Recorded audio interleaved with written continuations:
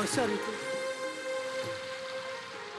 सभी प्राणियों के जीवन में नई उमंग लाती है, सभी प्यासों की प्यास बुझाती है, पर मेरे लिए तो ये काले मेघ लाई है।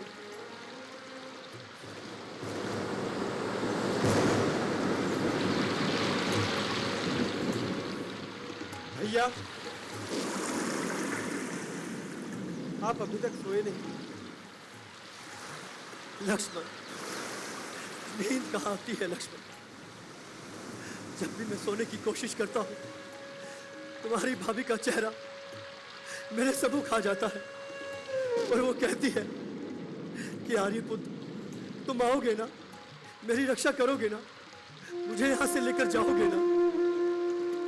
सीता का एक एक आंसू मुझे दर्द दे रहा है। मैं सोने की कोशिश करता हूँ, उसके आंसू का चेहरा मेरे सम्मुख आ जाता है भाई, मुझे सोने नहीं देता। भैया, मैं आपकी पीड़ा को समझ सकता हूं और ये पीड़ा आपको कितना दर्द दे रही है ये भी भली-भांति जानता हूं। किंतु भैया, अब अधिक समय नहीं लगेगा। इस वर्षा ऋतु के समाप्त होते ही हम एक दिन का भी विलंब नहीं करेंगे भैया। उस रावण का अंत होगा भैया, और भैया भाभी फिर से आपके पास होंगी। लक्ष्मण, आप बस भैया हिम्मत मत हारिए। लक्ष्मण, वो ठीक तो होगी ना, वो जीवित तो होगी ना? भैया अवश्य जीवित होंगी, वो बिल्कुल ठीक है, आप निश्चिंत रहिए। हाँ लक्ष्मण।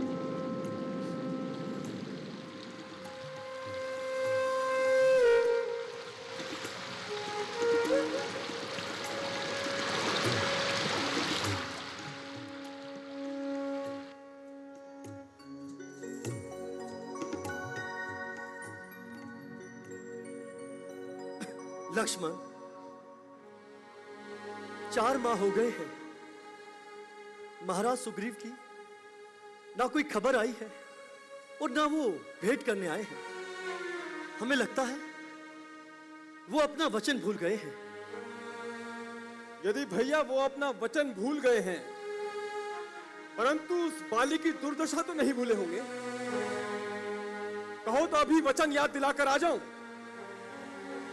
नहीं लक्ष्मण, तुम अभी तुरंत किष्किंधा चलो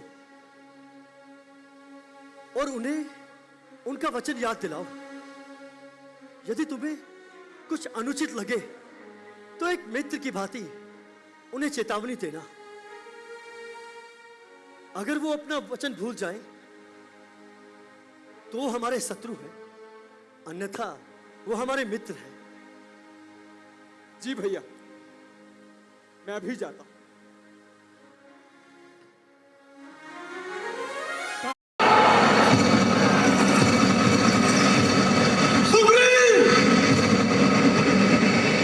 यदि तू अपने वचन भूल गया हो तो मेरी ये टंकार तुझे सब कुछ याद दिला देगी।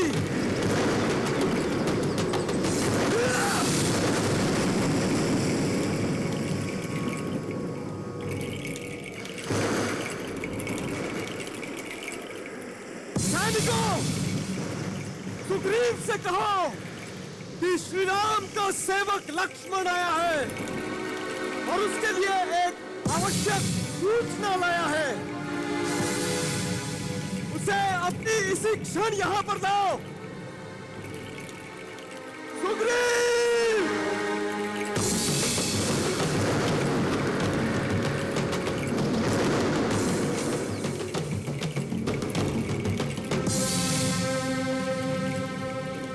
प्रणाम राजकुमार लक्ष्मण, किष्किंधा के इस राजमहल में आपका स्वागत है। देवी तारा, पिछली बार जब हम मिले थे तब हमारा परिचय नहीं हुआ था। श्री राम का यह दूत लक्ष्मण आपको प्रणाम करता है। आइए कुमार, महल के भीतर प्रवेश कीजिए। नहीं देवी, मैं यहाँ केवल अपने स्वामी का आदेश लेकर आया हूँ। मुझे उनकी सेवा में वापस भी लौटना है। आप राजनीति में बहुत कुशल हैं। शिष्टाचार में फंसाकर मुझे फुसलाने का प्रयत्न ना करें। कुमार, मैं कोई राजनीति नहीं कर रही हूँ। एक रानी होने के नाते शिष्टाचार करना मेरा धर्म है। आइए, प्रवेश कीजिए। देखिए, अब मैं यहाँ पर आपके सामने उपस्थित हूँ, तो सुग्रीव मुझसे मिलने क्यों नहीं आ रहा? कुमार, आप ये कैसी बातें कर रहे हैं? महावीर हनुमान और महाराज सुग्रीव। देवी तारा, क्या हनुमान जी, सुग्रीव जी हमसे मिलना नहीं चाहते? नहीं कुमार, आप गलत समझ रहे हैं। वे दोनों आते ही होंगे। लीजिए, महावीर हनुमान आ गए। वीर लक्ष्मण। हनुमान जी, कहाँ हैं सुग्रीव जी? आप किंतु क्रोध ना करें। कहीं ऐसा ना हो कि ये क्रोध वर्षों के बाद बनी मित्रता पर कोई घात कर दे। तनिक शांत हो जाइए। ठीक है हनुमान जी, कहाँ हैं सुग्रीव जी? मेरे सामने क्यों नहीं प्रस्तुत होते? लीजिए, महाराज सुग्रीव आ ही गए। महाराज सुग्रीव, श्री राम का ये दूत लक्ष्मण आपको प्रणाम करता है। लज्जित ना करें लक्ष्मण। पर क्या करें सुग्रीव जी? राजपाट मिलने के बाद आप तो अपने वचनों को भूल ही गए हैं। पिछले 3 माह से हम वर्षा ऋतु के खत्म होने का इंतजार कर रहे हैं। आपको आभास भी है कि हमने किस प्रकार ये दिन बिताए हैं, और आप यहाँ अपने मनोरंजन में लिप्त होकर अपने वचनों को भूल गए। भैया लक्ष्मण, ठहरिए हनुमान जी, अभी मेरा संदेश पूरा नहीं हुआ। मित्रता के नाते मैं तुम्हें तुम्हारे वचन याद दिलाने आया हूं, और एक चेतावनी भी कि यदि हम रघुवंशी वचनों का पालन करना जानते हैं, तो वचन तोड़ने वाले को उचित दंड देना भी जानते हैं। भैया लक्ष्मण, कुमार लक्ष्मण, महाराज सुग्रीव अपने वचन भूले नहीं हैं। उनसे भूल अवश्य हुई है। अगले 3 से 4 दिनों में माता सीता की खोज के लिए हम लोग प्रस्थान करेंगे महाराज। तो इसका अर्थ यह है कि आपने कोई उचित योजना बना ली है? जी भैया लक्ष्मण, कल प्रातः, कल सुबह मैं स्वयं युवराज अंगद के नेतृत्व में दक्षिण की ओर प्रस्थान करूंगा और माता सीता की खोज के लिए निकलेंगे।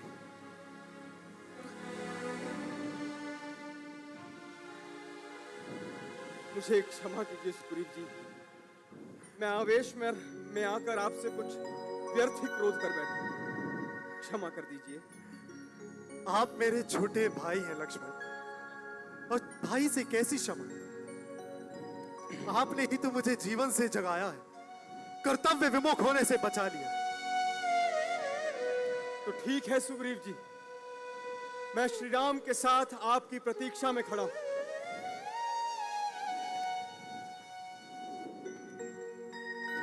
हर सी चले जी से मिलकर आ रहा हूं। वे अपने वचन भूले नहीं। वे भी कुछ ही क्षणों में आते होंगे। मित्र, मैं सुग्रीव आपसे क्षमा चाहता हूं श्री राम। इसकी कोई आवश्यकता नहीं है मित्र। कई वर्षों का कठोर जीवन व्यतीत करने के बाद मुझे मार्ग से भटक जाना पड़ा। आपका उपकार मैं कैसे भूल सकता हूं? सीता मां की खोज के लिए हम अपने प्राण तक न्यौछावर कर देंगे। मेरे वानर उत्तर, पूर्व और पश्चिम की ओर चल चुके हैं। महाबली हनुमान, जामवन जी, नल, नील और अन्य वानर दक्षिण की ओर कूच करेंगे। हाँ प्रभु, हम अभी प्रस्थान करेंगे और माता सीता का पता लगाकर ही लौटेंगे, नहीं तो अपने प्राण त्याग देंगे। हर हर महादेव! हर हर महादेव! हर हर महादेव! हर हर महादेव!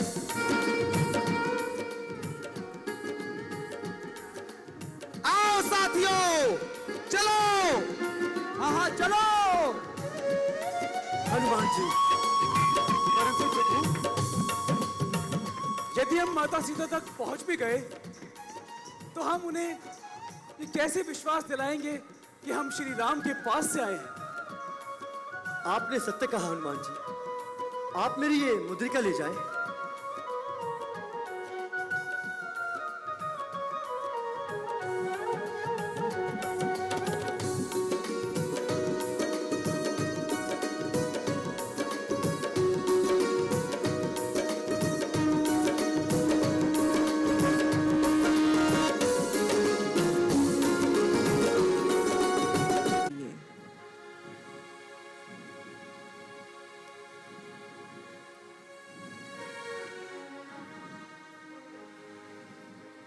महाराज, सुग्रीव का कार्य किए बिना अगर हम वापस लौटे तो हमारे प्राण नहीं बचेंगे। महाराज, सुग्रीव बहुत कठोर हैं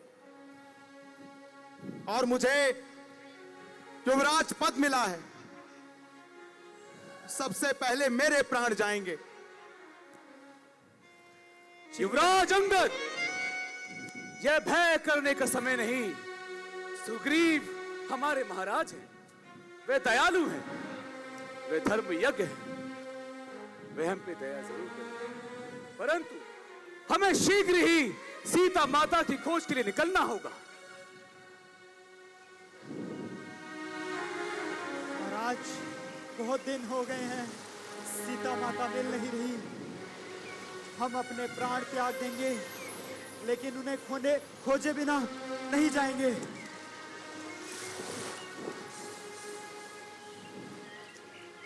हम यही आंदोलन करेंगे महाराज, पर वापस नहीं जाएंगे। अपना मुंह कैसे दिखाएंगे महाराज को?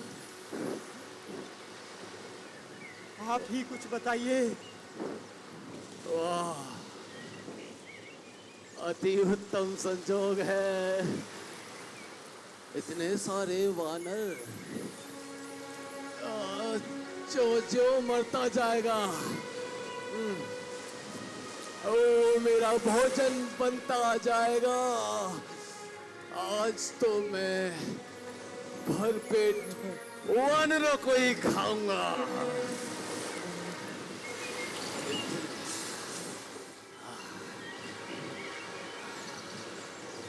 पहले कौन सा वानर खाऊं?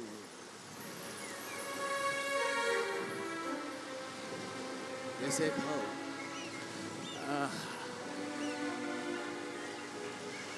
अरे, ये गिद्ध आ गया। हमें अपने प्राण बचाने होंगे महाराज। कौन है?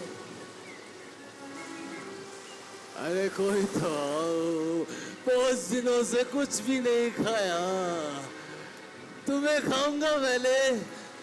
आओ, अब चला नहीं जाता मुझसे, क्यों तड़पा रहे हो? बिल्कुल इसी गिद्ध के समान सीता की रक्षा करते समय एक गिद्ध ने अपने प्राण त्याग दिए। ये बिल्कुल उसी के समान है। जटायु नाम था उसका, जिसने अपने प्राण त्याग दिए, और अब ये हमें खा जाएगा।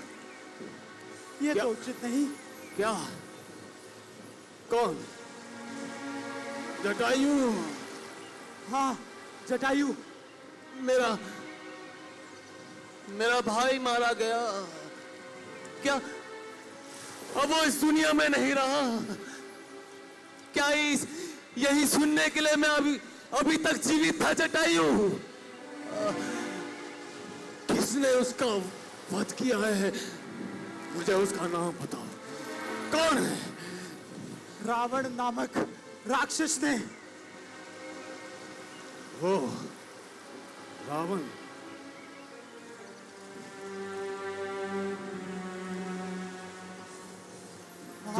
उसका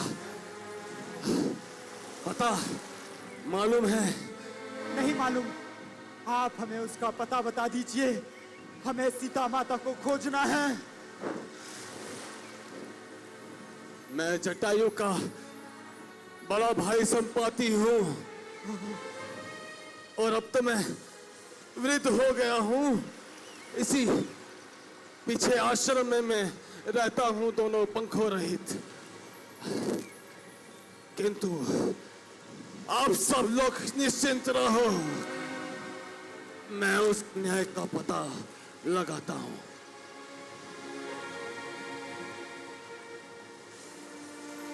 संपाति जी,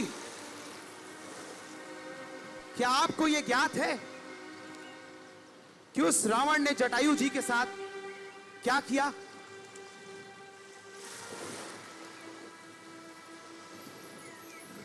तो सुनिए,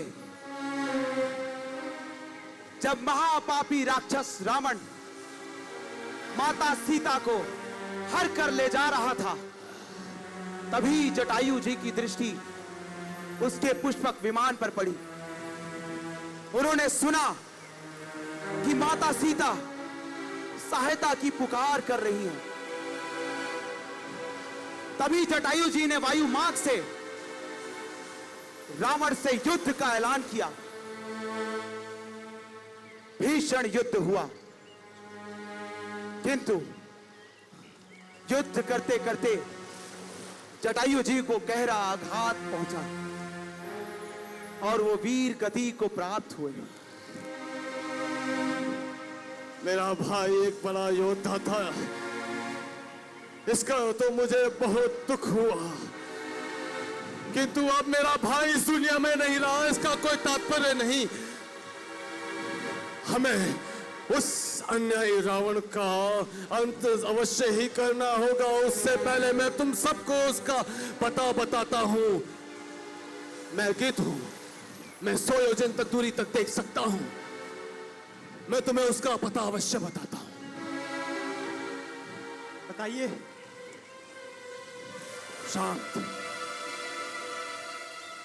वो पुलस्त्य मुनि का नाती विशर्वा पुत्र, वह कुबेर का भाई रावण, वो लंकापति है। उसका एक और भाई है जो समान विशाल काय, उसका नाम है कुंभकर्ण। ये क्या? अरे वो तो समान बहुत बलशाली है, उसका बल अपार है। भला तुम उसका युद्ध कैसे कर सकते हो? काल भी उसका स्वयं कुछ नहीं बिगाड़ सकता। तुम भला इस सेना से कैसे बदला ले सकते हो? ऐसा विद्वान योद्धा होकर ऐसा नीच कार्य किया उसने। छी! तुम कुछ नहीं कर सकते मेरा जटायु भाई, मेरा भाई।